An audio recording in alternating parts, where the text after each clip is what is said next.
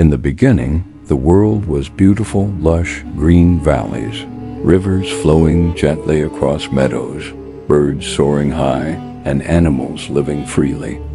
It was a masterpiece of the Creator, a world filled with wonder, life, and endless skies. But over time, something went wrong. Humanity, once innocent and close to God, began to drift away. Greed crept in. Violence spread like wildfire. People began to live for themselves, ignoring what was right and forgetting the one who made them. What was once a garden of peace became a world of chaos. God looked at his creation, and his heart was broken. God, who had lovingly shaped every mountain and ocean, saw that people had filled the world with wickedness. Every thought, every desire in their hearts was evil all the time. And so God made a sorrowful decision. He would wipe away the corruption, not out of rage, but from a deep, aching sorrow, like a parent grieving for a child who had gone astray. He would cleanse the earth with water, a mighty flood.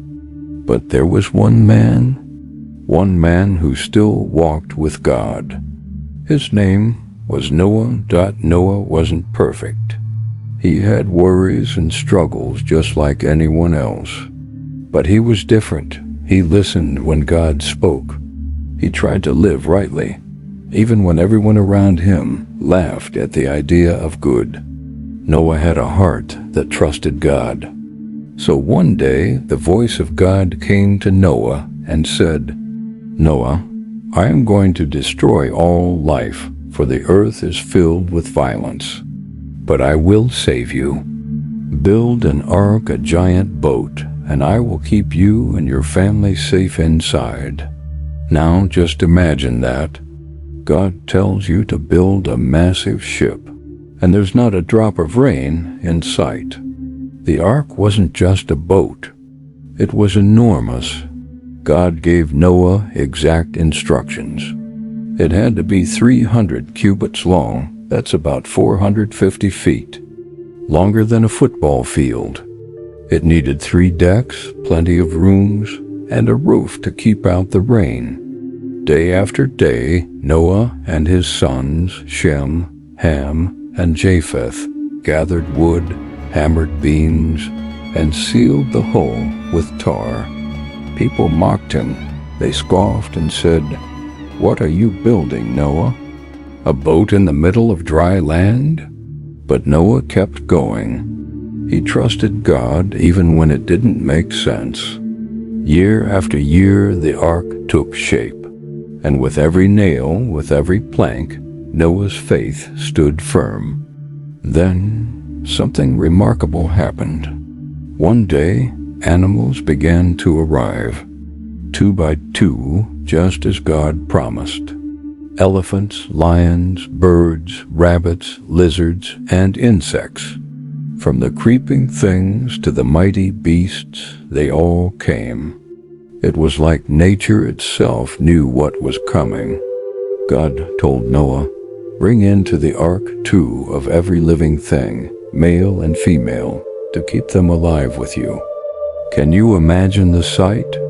Giraffes strolling beside turtles, bears next to flamingos. The ark became a floating zoo.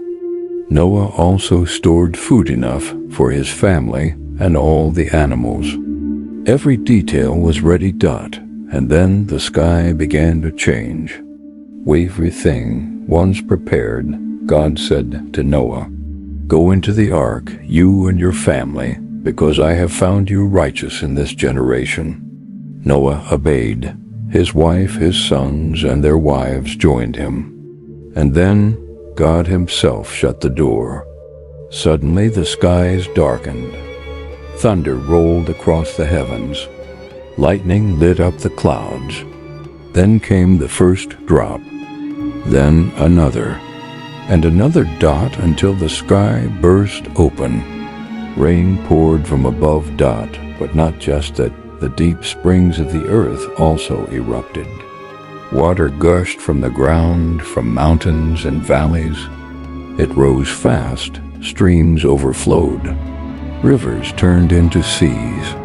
Homes were swallowed. Trees disappeared.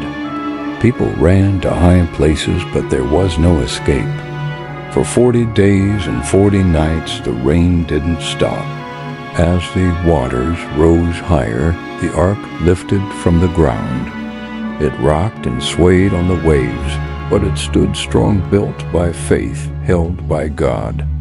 Outside the ark, the world was covered in water.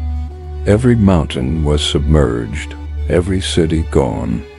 The world had been reset. Inside the ark, it was calm, safe. Noah and his family cared for the animals, fed them, cleaned, and prayed. They couldn't see the sun. They didn't know how long they'd float. But they trusted and God remembered them. After 150 days, almost 5 months, the waters finally began to go down. God sent a great wind across the earth. Mountains began to peek through the waves. Valleys reappeared. Then one day, the ark came to rest on the mountains of Ararat. But they weren't done waiting. Noah released a raven. It flew back and forth, searching for dry land. Then he sent a dove. It came back, no place to land. 7 days later, he sent the dove again. This time it returned with an olive leaf in its beak. Life was returning. A week later, the dove didn't come back at all. It had found a home. The earth was healing.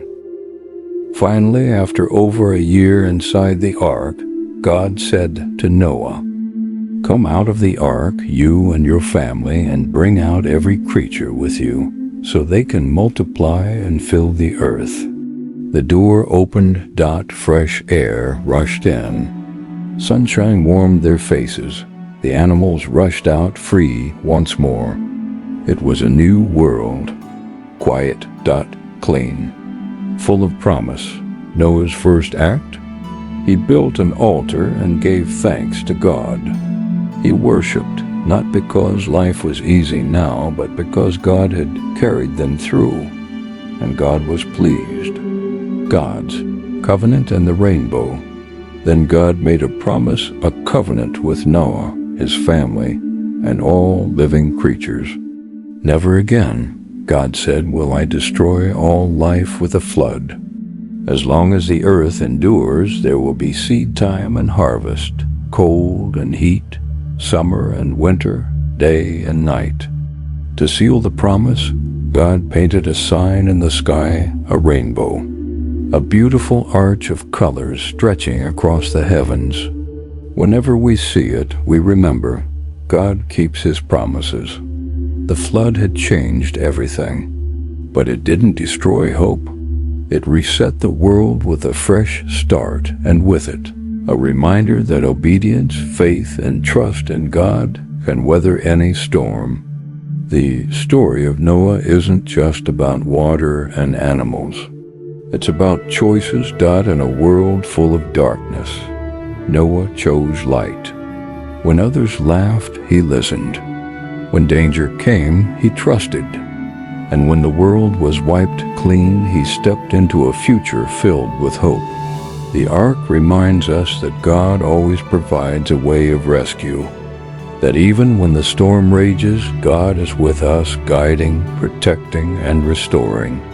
And just like Noah, we're invited to walk with God, to choose what's right, to hold on to faith even when the skies are dark, and to remember that every rainbow is a whisper from heaven. I see you. I have not forgotten, I keep my promises.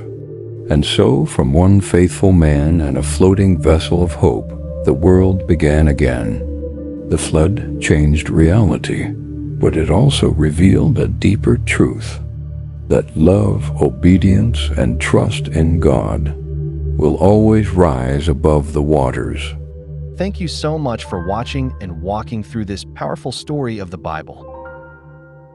If this touched your heart, please like the video, leave a comment, and subscribe to Vibrant Living in Grace.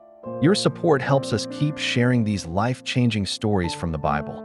And don't forget to hit the bell icon so you never miss a moment of hope and truth. Stay blessed.